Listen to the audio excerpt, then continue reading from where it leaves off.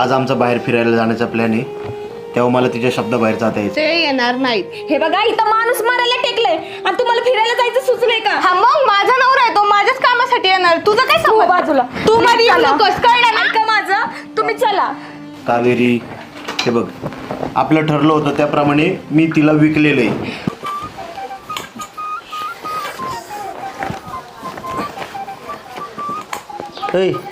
अगं झालं का डबा? आले झाल्या का डब्बा? पैसा पाणी नाही, कमवायचा काय नाही. काय हो तुमचं 10 वेळा प्रमोशन होणार होतं ते पण नाही झालं आणि तुमचा पगार रे कधी चिमणी तरी बरी हाकती असा तर पगार आहे तुमचा. आता हागण्याचा आणि पगाराचा काय संबंध? काय संबंध? किती मोठ्या मोठ्या बाता मारल्या होत्या मला लग्नाच्या आधी. काय तर म्हणे तुला 3 BHK मध्ये ठेवतो. किती स्वप्न बघितले होते मी की म्हणलं होतं स्वयंपाकाला एक बाई ठेवल, धुणं भांड्याला एक बाई ठेवल, इथं मलाच कामवाली म्हणून ठेवली. हे तुमच्या गोवान्यान बिन्यान शिगा बाई, कोणाला लाज पण वाटते घरात यायचं म्हणलं तर.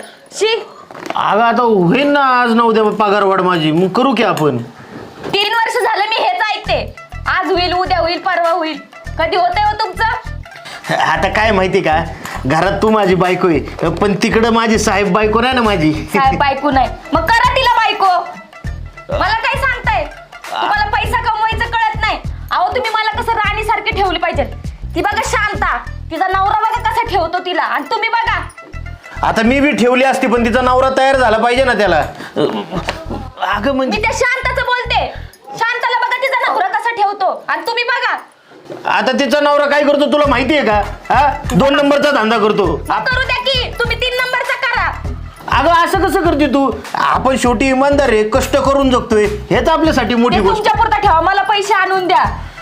आता पैसे आणून दे काय ग सारखं? आता मी पण एवढी काटकसर करतोय ना, चालत कामाला जातोय मी. आणि तुला सांगतो तिकडं सुद्धा मला आहे ना आमच्या कंपनीमध्ये जेवण मागे म्हणून घरनं डबा घेऊन जातोय मी. अजून काय काय करायचं ग? घरनं मी तेवढ्यासाठी चाललेली आहे तुम्ही मला करून.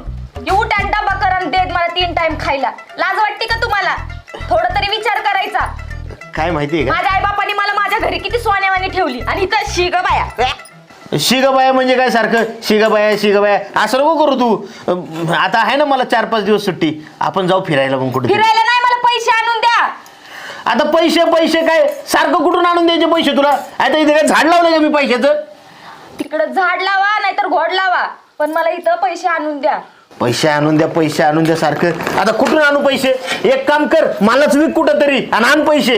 अहो तुम्हाला विका तुम्हीच, नाहीतर घाण ठेवा स्वतःला, पण मला पैसे आणून द्या. आईला हे अवघड झालंय आता. अगं म्हणजे तुला पैशाची किंमत आहे का नवऱ्याची किंमत आहे? थोडं तरी माझ्याकडे बघ.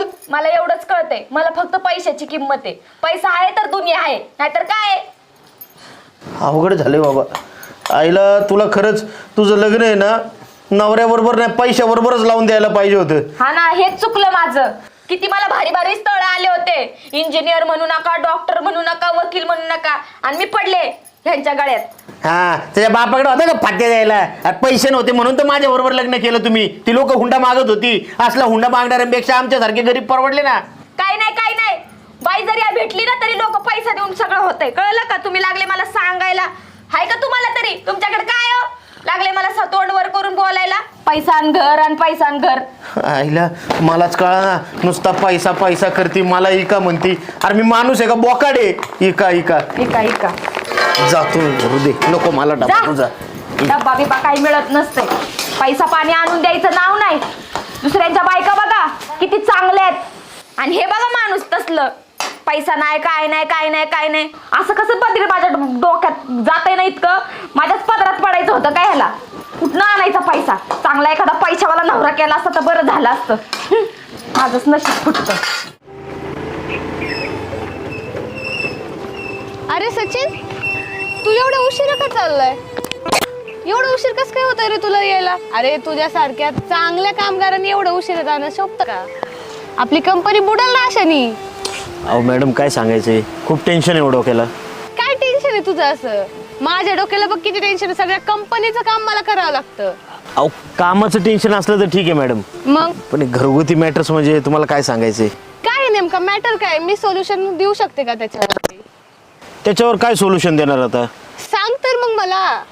अहो मॅडम माझी बायको आहे ना नुसती पैसाच करते आणि प्रत्येक गोष्ट पैशात तुलती होती. आता तुम्ही मला सांगा, एखादा जर नवरा आहे तो तिच्या बायकोला म्हणला की तुला मी आवडीने फिरायला घेऊन जाईन, तिला ते महत्वाचं नाही, मग? ती म्हणते फिरून काय करायचे, तुम्ही पैशाचं बोला. अरे बापरे. घरात ह्या वस्तू पाहिजे, त्या वस्तू पाहिजे, शेजारी इतके कमवतात, हे करतंय. तुझ्या बायकोला आहे ना चांगला धडा शिकवायला पाहिजे, तेव्हा ती सुधरेल, नाहीतर अशीच राहील ती. अहो मॅडम काय सांगायचंय, आता तुम्ही मला सांगा, इतके दिवस तुमच्या कंपनीमध्ये काम करतोय मी, किती इमानदारीत काम करतो मी. अरे तू इमानदार एम्प्लॉई आमचा, म्हणून तर तुला भेटलं मी आता. तू एवढं उशिरा चाललंय, मलाच नवल वाटलं तुझं. आता मला जर समजा काय चोरी लबाडी करून कमवायचं असलं तर मी पण पैसा कमवल ना, पण इमानदारीची किंमतच नाही राहिली हो मॅडम. ह्याच्यावर एक सोल्युशन देऊ का तुला? काय? एक काम कर, आता मी जसं बोलते ना तसंच कर. ठीक आहे, चालते. हा, बरं जातो मी. बस आता संगत जाऊ.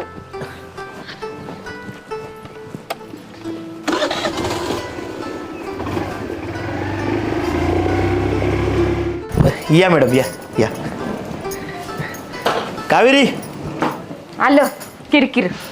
काय अगं तुझ्यासाठी बघ काय आणले मी. काय पसारा कमी होता का त्यात ही बॅग आणली? अगं बॅग नाही, बॅग भरून पैसे आहेत त्याच्यामध्ये.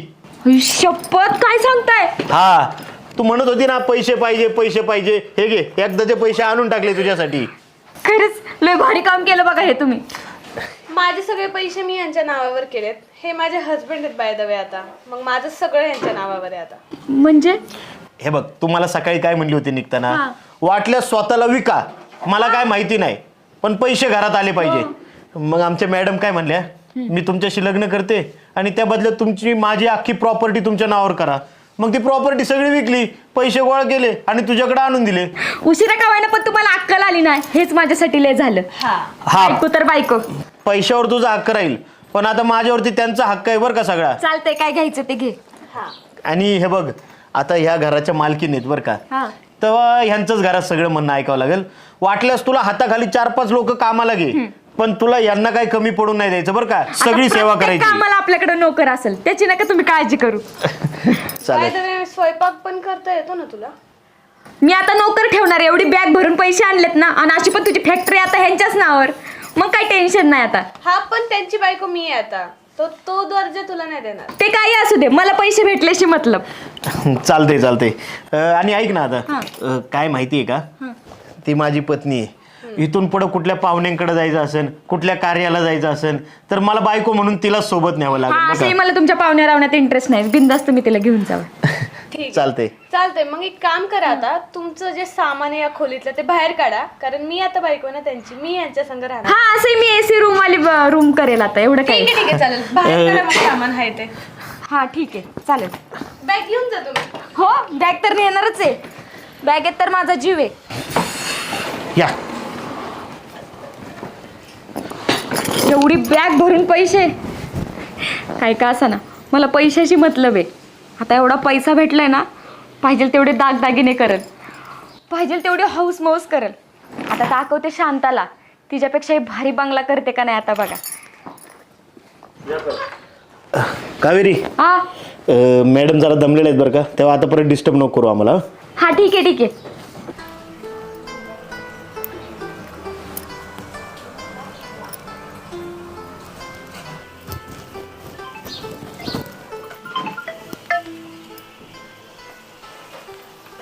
हॅलो,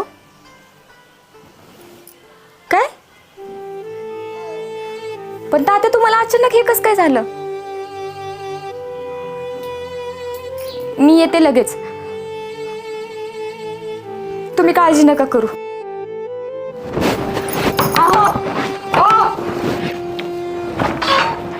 काय ग तुझं? हे कुठे?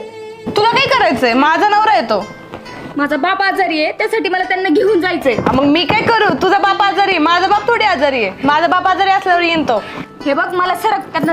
हो बाय, कान पाठ फोडून परत आत गेल्यावर. लाज वाटते का तुला?